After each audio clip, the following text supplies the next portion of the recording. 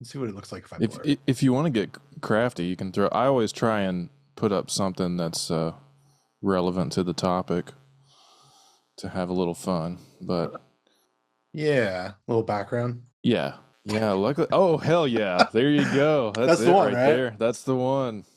All right, Bingo. awesome. That makes me feel Yeah, better. that's perfect. You can even like try and match I can put my head. the yeah the hands. Well, then you can't tell what it is. Right. Yeah. That's good though. I'm really glad that this is the one we settled on because I kind of wanted to open it with sort of this kind of loose discussion on the short film as an art form and specifically drawing on your experiences as a filmmaker and Yeah. having just made one and released it out into the world. And I mean, I've always just been really attracted to shorts for what you can do creatively through such limitations.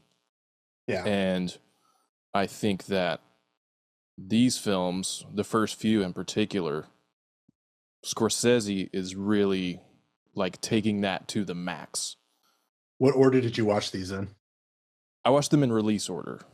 So Okay. from the earliest one to American Boy to the last one. They're not quite in release order on the thing, right? Right. Right. Okay. Yeah, I was kind of confused by that actually. They're sort of it's not chronological, but it's I guess maybe they kind of like loosely based it on order of importance to his career or something, or maybe like I mean, Italian American is probably the one that most people would know if they know Yeah. them at all. Um, Yeah. that's the first one I saw. That's actually the genesis of this topic for the show was me seeing that for the first time like a year and a half ago maybe Yeah. and I kind of just put it in the back of my mind. I was like, oh yeah, he's made several other like short things that I've never seen before, and hadn't thought about it for a really long time. And then this year, I kind of like put upon myself a personal project to watch all of his movies or rewatch all of his movies. Oh yeah. That's kind of my goal for this year. So I've been really steeped in this stuff, and the most recent Criterion sale, I got this disc with the 5 shorts, and I got like 4 more of his films that I didn't have yet on physical media, and so all the rest of these, first time seeing them was this most recent time of watching this stuff, and they've been hard to find until this collection kind of came out. Mhm. But anyway, kind of just going back to like loosely talking about short films as an art form, what your experience has been, and also sort of, I think the role of short films has drastically changed from kind of how everything began. There used to be this pretty traditional pipeline of like someone making a few shorts and then getting enough steam and enough money and backing to make a feature, Yeah. and that's all kind of pretty much gone away. So I was curious what you specifically have learned from that process and how you think it's has kind of changed or what the role of short films is now even. Right on. Have we started? Because Sure, yeah. that's all great stuff. Yeah. Yeah. I wouldn't want you to have to ask it again. Although that is what Scorsese did in the end of American Boy. He has him Mhm. rephrase the answer a few times. And I'm Yeah. curious about your thoughts on that. Yeah. We can wait to get into it. Well, let me answer your question about the role of shorts and how that's changed through the years.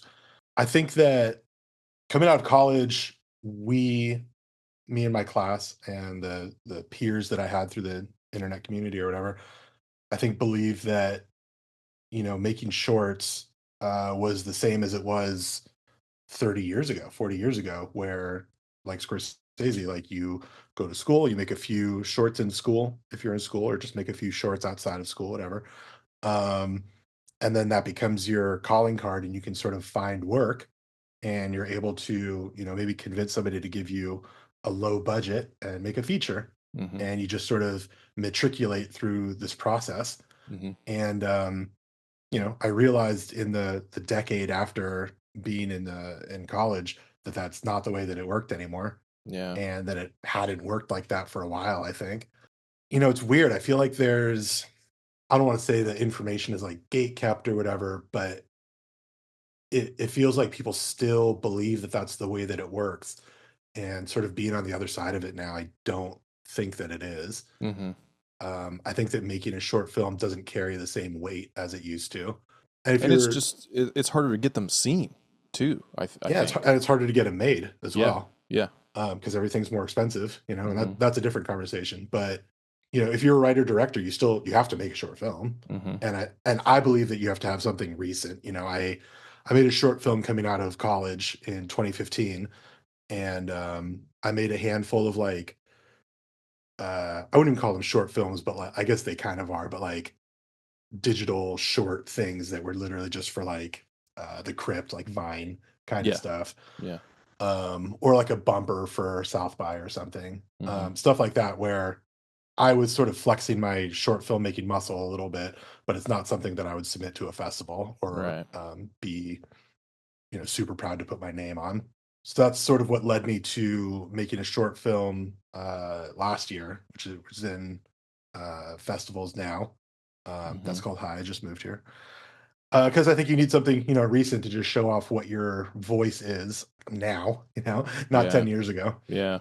and have something that people can get excited about. But by that same token, like you said, the business of breaking in and getting into film festivals feels very different than what I think that it was when Scorsese was making his movies. It feels like a lot more of like I don't know, a cottage industry. Like Yeah. there's an industry of short film festivals where people are like making livings off of running a short film festival, and they don't have to have the best of intentions doing it. Right.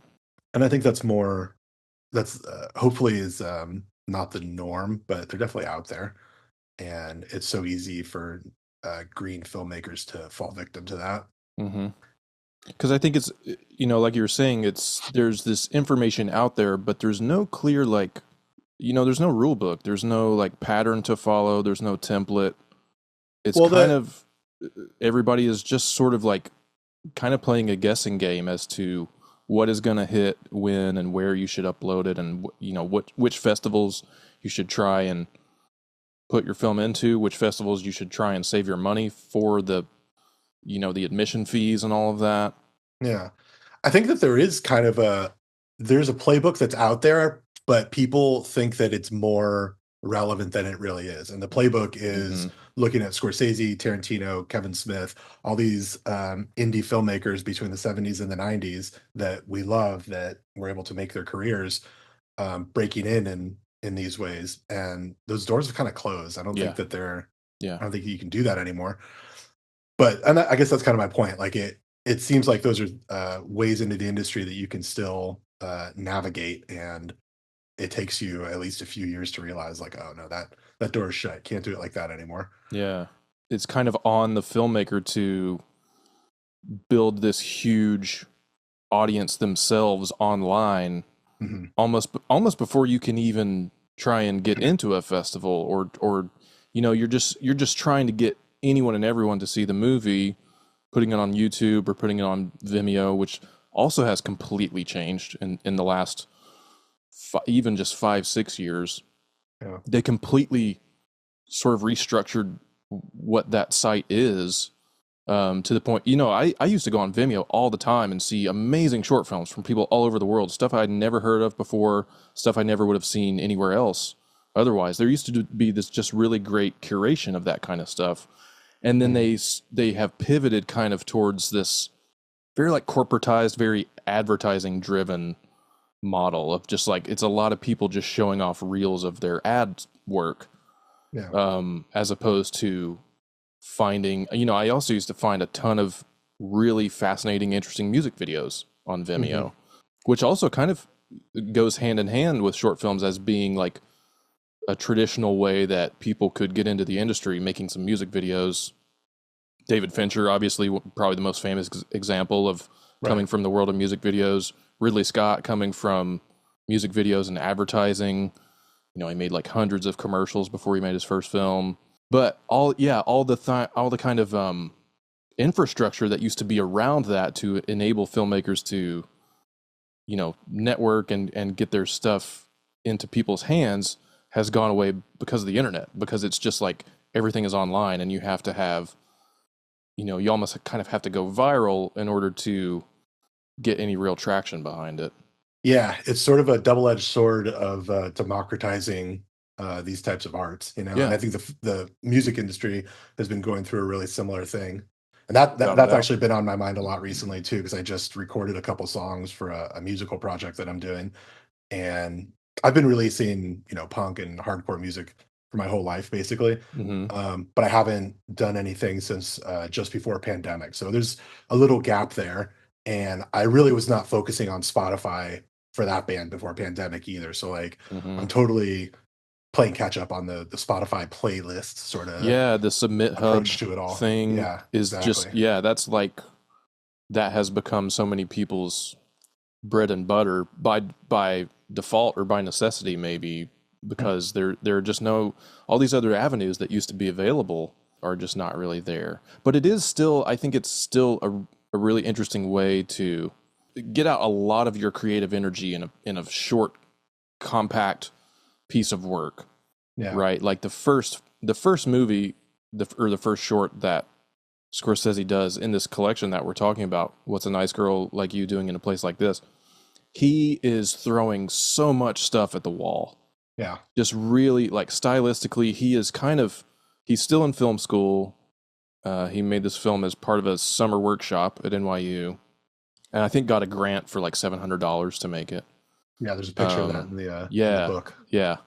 He's clearly like telling you, I have learned all of this stuff from watching movies for my entire life. And Yeah. he's trying a bunch of stuff. There's like French New Wave in it. There's all of this Buñuel kind of sort of absurdism, sort of surrealism, and all just like the things he's learning to do with the camera right off the bat. These camera tricks, doing like stop motion stuff where the things are like filling up the frame in the apartment at the beginning Yeah. of it. It's so inventive and so just like, here is a guy who has watched and seen everything and he's learned these tools of the trade, and now it's a really strong like entry point for someone who's going to become like an incredibly exciting and important filmmaker.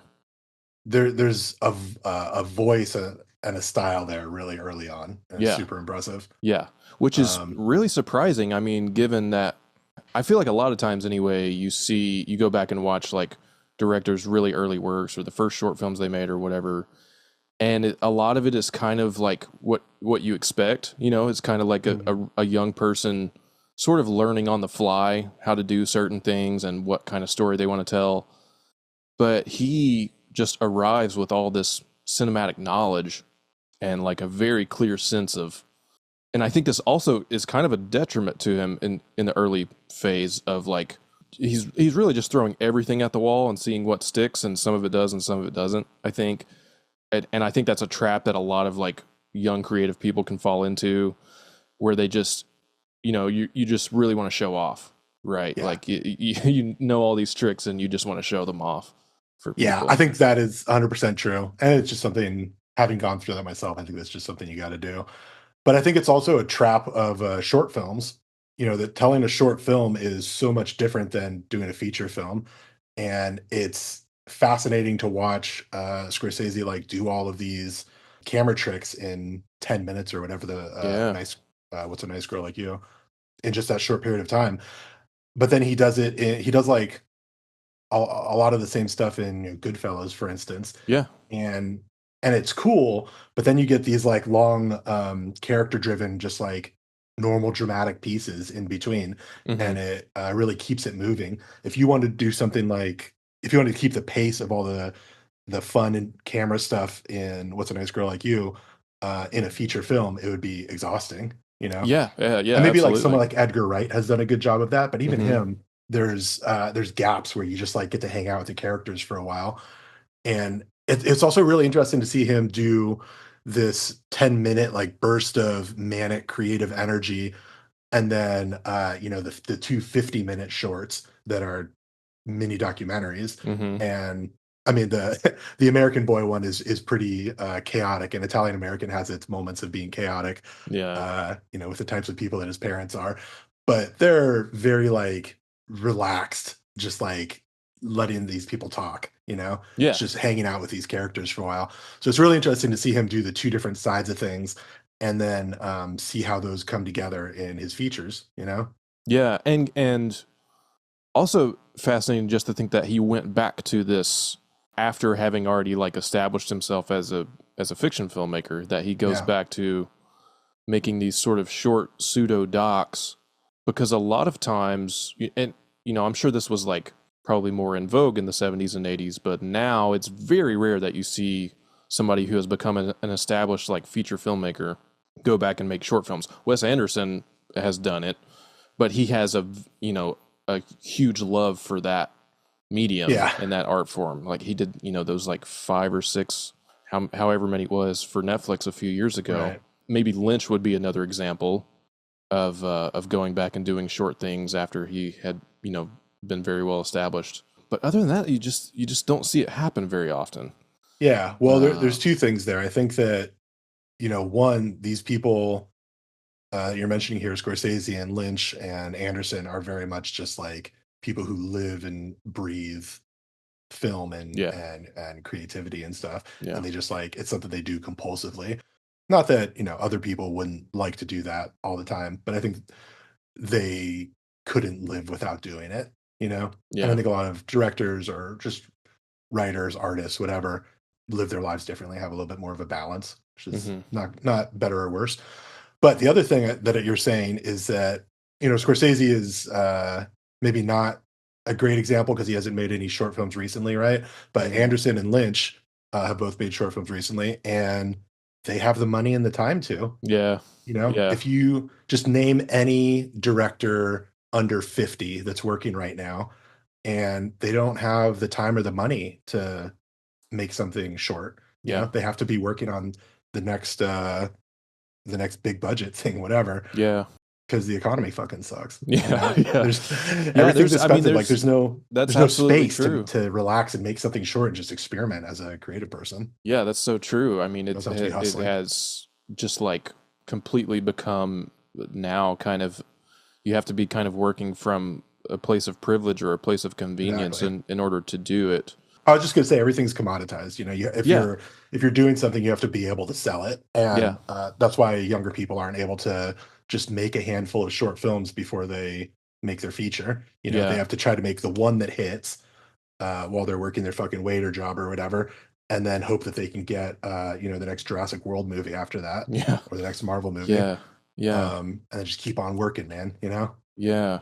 I mean, to kind of piggyback off of that, I wanted to ask you about being able to express yourself in that form while also navigating those like choppy waters of knowing that you have to try and like sell this to people and you have to get people to watch it. And in your mind, when you were making your most recent film, were you saying to yourself like, I'm just going to do exactly what I want to do and not think about the audience? Or were you constantly like kind of playing with, well, I need to do something that fulfills me creatively and also be able to sell it to an audience?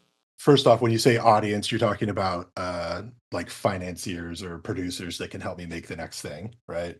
That Because or just, because you do. people who are going to see it at festivals or whatever. Yeah, I mean, I guess when I think audience, I think about the normal people in seats who just like Sure. film, Yeah. but don't have any, direct power Yeah. over what I can do in my career. But then there's the audience of film festivals where like maybe they're a manager, maybe they're a producer, maybe they're an agent or whatever, and they could actually help me navigate to the next phase of my career. Hmm. I am always thinking about the audience, like the lay person and how they're going to react to stuff because I want them to be, where I want them Yeah. on the journey of the story. I want to know that they're thinking about what I want them to be thinking about Hmm. so that, I can pay something off later and it hits the right way. So I'm thinking about that when I'm writing and then also when I'm on set directing and I edited this short. So I'm thinking about it while I'm editing for sure. Yeah. But you also have to like know what you want to achieve and then try to hit that, and give yourself enough rounds of notes with live audiences to course correct if you have to. Right. As far as trying to impress, producers and agents and these types of people, I think I was aware of it early on, but I don't think you can let it affect your decision making too much, because you just got to try and make the best version of what's in your head as possible, Yeah. and know that there's going to be people out there that will champion you. And I guess you have to try to find them after the fact, is what I'm Right. saying. Yeah. I think if you're aiming for those people, at the cost of being true to who you are, then you're gonna miss. Yeah. You're gonna come up with an inferior product, or you're gonna end up with somebody that you realize 5 or 10 years down the line you're not aligned with. Or just something that you yourself are not even satisfied with. Yeah, exactly. I mean, I was talking about like a relationship that maybe you're not Oh, sure. excited about, but yeah, Yeah. also a product. So yeah, I think you can't think about that part of the audience too much. It doesn't really benefit you in the long run. And I think like I was going to liken this same point to the conversation we were having about breaking into the industry in Hmm. general. But I think if you're chasing trends, you're doing yourself a disservice, and you're always going to miss the mark. Yeah. um, and in telling a story and making a short film, if you're trying to chase what's popular at the moment, if I write a short film today and I try to do something that is popular at South by or whatever this year, by the time I finish it and have it ready for festivals in at least a year, Yeah. those things are not going to be popular anymore. Right. And it's even more so with feature films, because they take multiple years to make. Yeah. And I think it's the same thing with the business of breaking in, or breaking into the business of breaking into the business. I think if you're trying to get in the same way that somebody did 5 years ago, it's going to be difficult, because a bunch of people are already trying to do that. Hmm. Whether that's trying to go viral in the same way, or trying to make a quirky short film that secretly shows off your sci-fi prowess so that you can direct the next Marvel film, or whatever, or calling managers and pretending to be somebody else. Yeah. Like people are hip to Yeah. that shit. Yeah. And Oh, talking about Martin Scorsese and the way that he was able to break in, however many, it was 1970s, 50 years ago. hmm. Um, those doors are closed. You need to find your own way to do it. Maybe you do something similar, but you can't do the same shit. Like, we're going to talk about American Boy in a little bit, but somebody got an idea for a part of their film from that movie, Hmm. and it rocketed him to superstardom. Yeah. I think if you tried to do that with another story from American Boy today, it might not go as well. Probably. Yeah. I mean, especially now that it is available to kind of be widely seen by people. Yeah, Back then, there were probably only a handful of people who got that reference, yeah, maybe, exactly. and they were probably all like, people like us, super film nerds, who Yeah, who exactly. who watch and digest this stuff. Or even just lucky enough to have access to that stuff, because there Yeah, wasn't yeah, the internet exactly. in Yeah, 1970, exactly. or 1990 even. Living in I think a lot about people who don't live in big cities who are trying to do this kind of work. There's a whole thing of having access to the material and also to the network and the people, and it feels like so much of that has just completely migrated to online now, that there's just a sea of noise, and you're just trying to find the right spot to break through if you possibly can. I mean, something that Yeah. I love about. Go ahead. Well, let me comment on that really quick. That's Yeah. a catch-22 also, though, because I think a lot of people think that if you're in Los Angeles or New York, from the beginning of your film career, you're going to have the most opportunities possible, and you get to, see all the movies and meet the stars and whatever.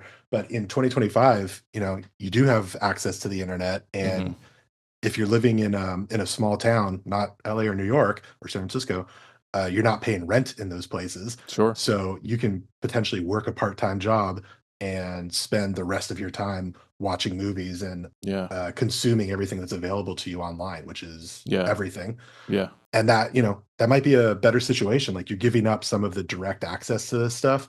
Hmm. But living in LA and paying, $2,500 for a one bedroom or whatever, Yeah. it's all consuming. And it's the same thing that we were talking about. Like, once you get an opportunity and you're maybe living comfortably, you don't have time to take 6 months off Yeah. to just experiment with stuff. You've got to be on to the next thing. Yeah. So there's Yeah, a that's balance absolutely there. true. It is, high. high risk, high reward.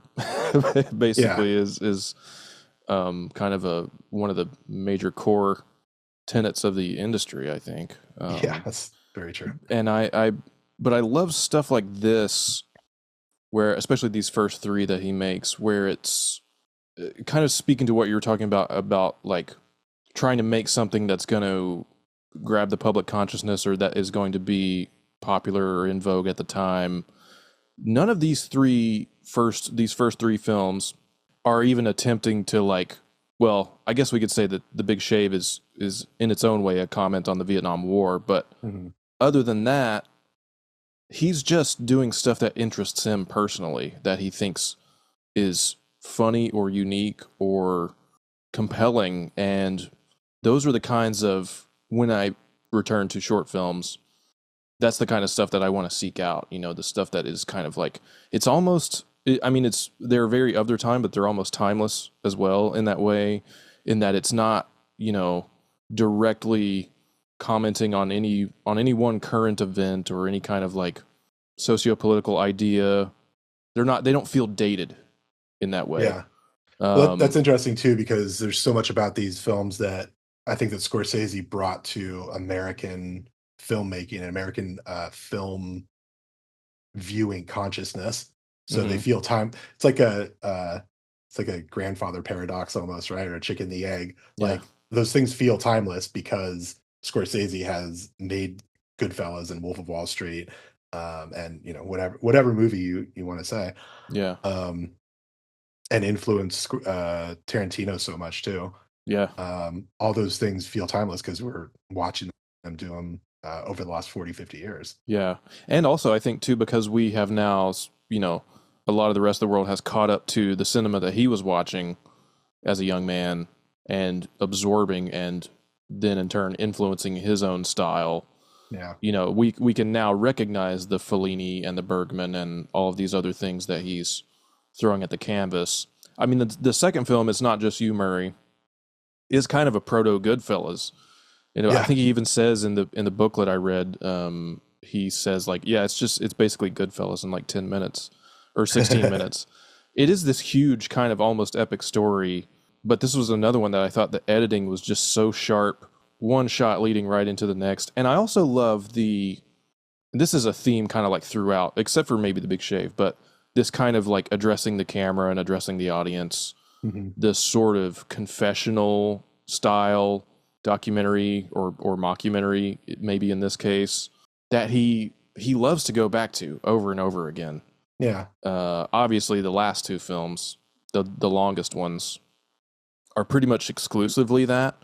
But he puts this in Taxi Driver. He puts it in Raging Bull. He puts it in Goodfellas. It's in Wolf of Wall Street. He loves this framing device of like including the audience in the conversation, or like bringing you into the story, making you feel like you are actually part of the story. And then also admitting that you're in the hands of an unreliable narrator. Yeah, absolutely. Yeah, that shot where the camera like follows the guy into his car. He's like showing off his car. Like the guy actually moves the seat back to allow the cameraman to get in the car, and then he gets in the car, and you're like you're thinking while you're watching it like, oh, they're just like doing this, but also it makes sense within the context of the film. And you don't see that kind of thing very often, of where he's like literally including the process of filmmaking in the story that you're watching. Yeah. In that and there's way. Also what's his name? Joe is the friend, and he's fucking Murray's wife, right? Right. And as the audience, it's like very clear to us, but then Joe or Murray is telling us the story, so surely he's seeing what we're seeing and he knows what he's talking about. But the way he talks about it, he doesn't seem to be aware that Joe's been fucking his wife the whole time. He's oblivious. Yeah, so it's like it's unclear, and that makes it more interesting. Yeah, and he's using those another like I think hallmark Scorsese thing is using the still photographs, or freeze framing on a the freeze frames, the still photographs, like the way he uses them in this of showing Murray with his kids. And as you're listening to the story that Murray's telling, you're realizing these are probably not Murray's kids. Yeah, exactly. These are definitely Joe's kids. Yeah. And he is so oblivious to his own situation that he hasn't yet figured that out. Yeah. Poor Murray. Yeah, yeah. It's really fun. Yeah. He seems like he kind of knows it too. He's like, they're my kids. They live in my house, blah, blah, blah. And it sounds like he's like rationalizing with himself, you know? Yeah. It feels like it's never totally clear if he knows it and he's like lying to himself or he's just completely unaware. Yeah, well, and he's one of those characters too that we, of course, see in Goodfellas and so many other of his movies that like the most important thing to him is his status and his wealth and his sort of like tough guy persona. Yeah. Which of course makes this a perfect kind of like proto Goodfellas. He should like seeing this, if someone like screened this right in front of Goodfellas would be an interesting kind of like side by side comparison. Yeah, I'm sure somebody must have done that. Yeah, surely. And the Big Shave, probably my favorite of at least of these three, of the first three, because it's so kind of out there for him. I feel like it's just so unlike anything else I've ever seen him do. This is the one that I was like really looking forward to, and it knocked me out. There's there's all this weird kind of like under the surface tension, while also being like very much on the surface. Did you watch the thing with the Safdies and Ari Aster on the disc where they talked about it? It's pure chaos. They're just like yelling over each other the whole time. Which any one of my audience who knows their personalities as filmmakers, it will come as no surprise. It's like Italian American. Yeah. But they were talking about this movie being, you know, in a way his kind of horror film, or at least his first like kind of attempt at a horror film. I can't remember if it was Josh or Benny. One of them had a really interesting point of the credits, when the credits come up and the, what does it say, Viet 67 or something like that. I think he was saying like Scorsese is not really inherently a political filmmaker. If he has any politics, they're kind of like under the surface, but this being kind of his one like real flirtation with, and he's talked about this too. He spoke at length in another one of the supplements on the disc about it kind of being a reaction to the Vietnam War. But first and foremost, he was just like trying to flex his creative muscle, and especially this being inspired by like Kenneth Anger and Scorpio Rising. And the piece of music in it is also really like so haunting, I find. It made me feel of like, you know, when you would get that feeling of like being in an old like mall that's about to be closed down. And there's some like weird kind of a proto jazz or like elevator jazz playing over the speakers, and it's really distant and kind of scratchy. I got that feeling watching this, and I was honestly surprised how much it affected me. Yeah. What's the name of the musical piece in there? But yeah, it's just it's haunting to have something almost saccharine playing over this violent imagery.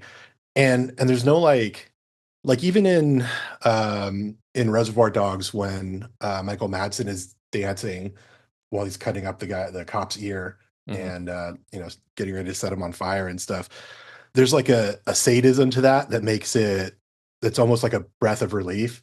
Like you're having fun with him while he's doing it, and that makes it less tense for some reason. And in this one, there's no like, the guy's not enjoying what he's doing to his face. No. Yeah, it makes it heavier and more violent.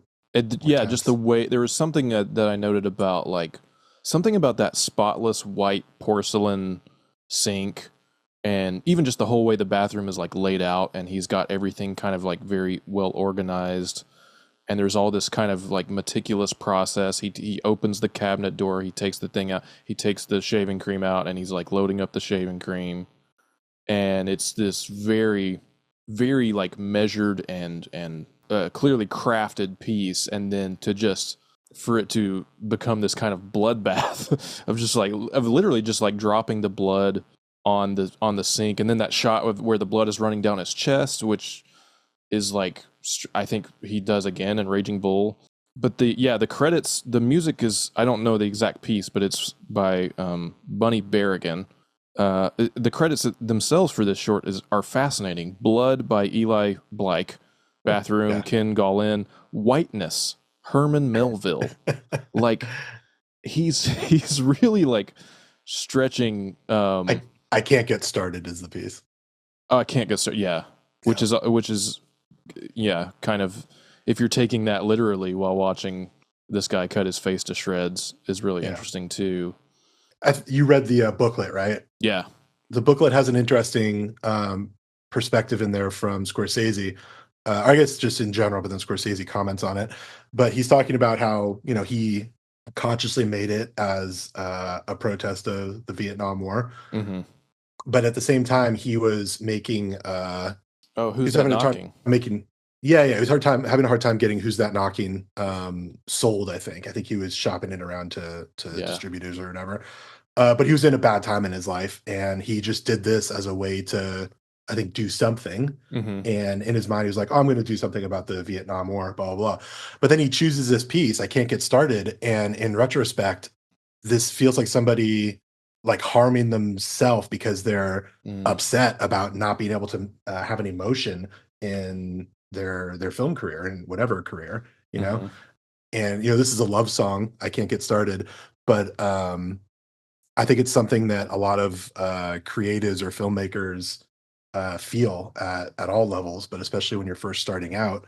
And I can imagine, once you've made a bunch of short films, you've made your feature film, and you think like, "Oh, I'm taking the next step. Like things are going to be easier from here," and then you hit another roadblock. Yeah.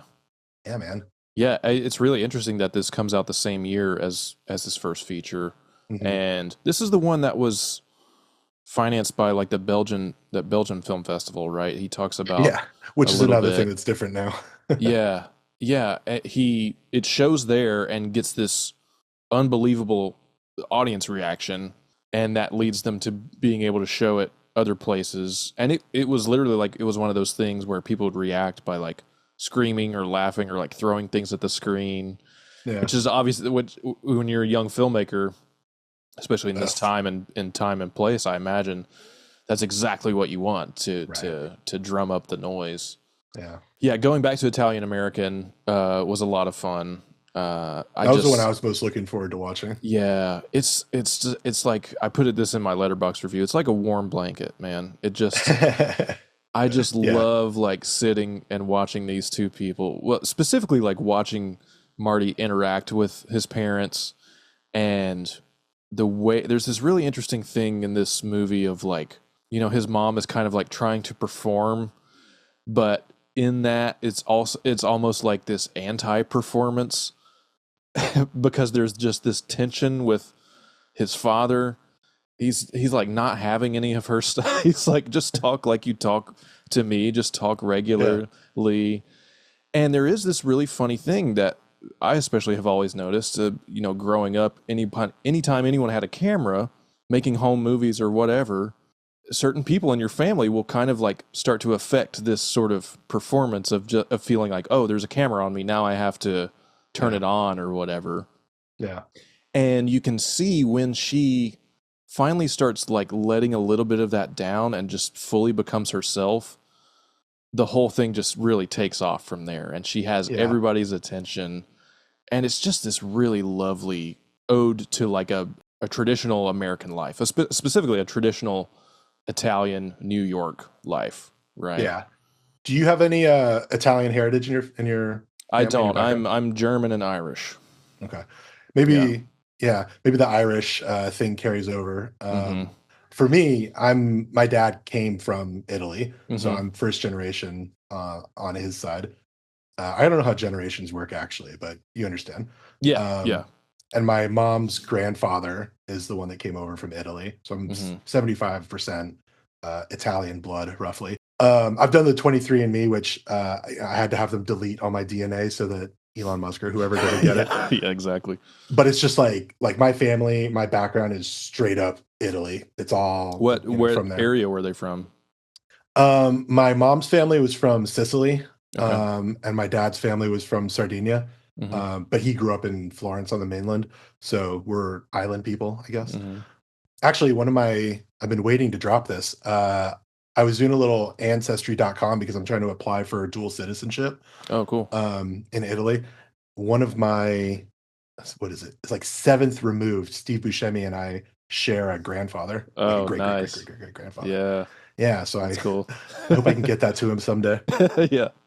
We were watching this. I was watching this with my wife, and she was like, "Are you related to these people? Because this is exactly how you and your family are." Uh-huh. And I was like, "Yeah, like I feel like I'm at home. Like this is Mhm. all very familiar." Mhm. And it's funny too because I met my dad's mom like twice, but she was like 100 years old and I was 4, Mhm. so Yeah. there's nothing there. Yeah. And I didn't meet his dad. And then my mom's mom is Scottish Irish, so it wasn't, not the same thing. And then her dad is, first generation Sicilian, but he was also very like Americanized by Mhm. the point I came around. But somehow it just still feels very very familiar and very comfortable. Yeah, and like you said, it's like a nice warm blanket. Like I felt very at Yeah. home watching all these people. Yeah, and just like the sort of activity that I feel like people, families especially, used to be so involved in, of like sitting around, having a meal, looking at Hmm. old photographs, Hmm. telling stories. I just love when she starts pulling out the photos of their trip to Italy, and she has a story for every single photo that she pulls Yeah, out, and she shows to the camera, and then she tells them, where this was and what was happening. And she's like, we took pictures of everything, and then they start talking about how they grew up. And there's a really lovely moment when his dad is sort of describing, the sort of like combative nature of the Irish and Italians in that particular hmm, neighborhood. And she is sort of reticent to join in that conversation. And then later, when she's in the kitchen stirring the sauce, Marty's asking her about it. And she's like, well, there's this lovely moment where she kind of like acknowledges the sort of like almost, I don't want to say gentrification, but there was like this, element of people moving into another neighborhood who had previously been occupied by the Irish, and there was a lot of bad blood, and there were, I mean, he's made movies about this too, Gangs of New York, yeah, um, and but she has this attitude towards it of like she knows that the Italians moving into that neighborhood did not necessarily help the situation, and she's able to kind of like recognize that and doesn't want to speak ill of the Irish or anything. There's just it's full of moments like that of yeah. this subjective kind of confessional documentary work. But he's also like doing the Scorsese thing of like throwing in these little tricks here where the freeze frame and the fade to black that you think it's gonna be like in memoriam of Catherine Scorsese or whatever, and then it cuts right back in, and they're still filming, and she's like, "All right, is that enough for today? Like, did you get it? Yeah, And then she thinks maybe the cameras have stopped rolling, but she's still being yeah. herself and still like telling the you know And that's so funny because she, starts out starts out the film, like you said, sort of putting on airs, and Mhm. you can hear Marty's dad giving her a hard time. And one of my notes is that Marty was giving her no direction Yeah. whatsoever, which feels mean to her in the moment. Yeah. Like she Yeah. doesn't know what she's doing. What do you Yeah. like? You're the director. Tell her what you're asking for. Like she's asking which camera or what camera to look at Uh-huh. or to look at him, and he's like, I don't know, do whatever you want, do whatever you want. Yeah. And I was like, man, that's kind of fucked up. Yeah. She doesn't know. You're the It's director. What do you want it it to look yeah. like? It's bad direction, but in the But he's doing it on same, purpose. yeah, you're like, He's because he's he obviously knows just that trying to capture something natural, right? Right. He knows that she is a fantastic storyteller and that Mm-hmm. he needs her to just be in her own element and that he'll get her to that place. And Mm-hmm. that's what you're talking about. Like halfway through, or maybe 15 minutes in, she really starts to like open up and it feels like she's not putting on airs. But then Yeah. the end of the film, they keep the camera rolling and she really doesn't know that it's on. And it just opens up like another level Yeah. of Catherine, of the character. Yeah. It's like, oh man, she was still like performing a little bit for the camera, but Yeah. yeah, it's just interesting. Yeah, I love the interaction with them on the couch when she's like, "Why are you sitting so far away from me?" Yeah. Yeah, it's just this. It's this true, just like kind of homespun quality. I love discovering things like this because it's just so far removed from the kinds of what is now probably considered popular or relevant in documentary filmmaking, which Mm, is like, if you're going to make a documentary now, it has to be about an issue, or it has to be yeah. politically motivated, or it has to be speaking to the moment, at least if you want anyone to watch it. Right? Yeah. Like, Which I'm going to interrupt you for a yeah. second. I was thinking about politics while we were watching this, and it's like like you said, it's really not on the surface here at all. But you're Mhm. also talking about immigrants coming in Oh, sure, yeah. and gentrifying a neighborhood in a way. Yeah. Not the way that you and I think about gentrification necessarily, but Mhm. Italians coming in and taking up space in a poor Irish neighborhood, Mhm. and closing down bars and stuff. Yeah. So it is, it is political in a way, but it's also just people telling stories. Mhm. But while I was watching this, specifically the Irish and Italian American stuff, I was thinking, man, these people are so Americanized. We accept Italians as white, and they are, but they weren't always accepted in this country. They didn't have whiteness, Oh, for sure, in yeah. terms of like cultural acceptability or whatever. They were, filthy immigrants when they first came in, and Italian Americans specifically, and Irish, have gone through this process of being accepted as Americans, Mhm. in a way that I think a lot of Americans now, because the fucking education department is being destroyed, don't recognize or understand. They just say, "Oh, that's a white person, that's an American." Yeah. And I was watching this and just thinking about other first generation immigrants who in the last, 20 years who have moved to this country, or their parents in the last 20 years moved to this country, who ended up voting for Trump. And I'm like, that's your people Mhm. 50 years ago. Yeah. You know what I Yeah. mean? I feel like anybody whose parents came here for a better life and they ended up voting for Trump anyway should be forced to watch this movie because Yeah. there's a struggle there to being accepted that is just like largely under the surface now. Yeah. Yeah, especially that segment when his dad is talking about, I don't know if it's his parents or if he's talking about his grandparents. Some of the stories were a little unclear like that. Yeah, yeah, because Yeah. they bounce around a lot and they interrupt each other a lot and Yeah, stuff, and they're each of them is trying to add context to the other one's right. stories, And which then of the course mom is is like, completely wrong about something. yeah, yeah, The stringatory, the winemaking device. yeah, Yeah. yeah. But he's speaking about like his, probably, I think it was his parents' experience, and Scorsese cuts in that amazing footage of people like arriving at Ellis Island, Mhm. um, and is showing you, The huddled masses. yeah, the experience of what those people actually went through, told from the perspective of someone who learned it growing up. So yeah, I mean, you saying that is an excellent point to make.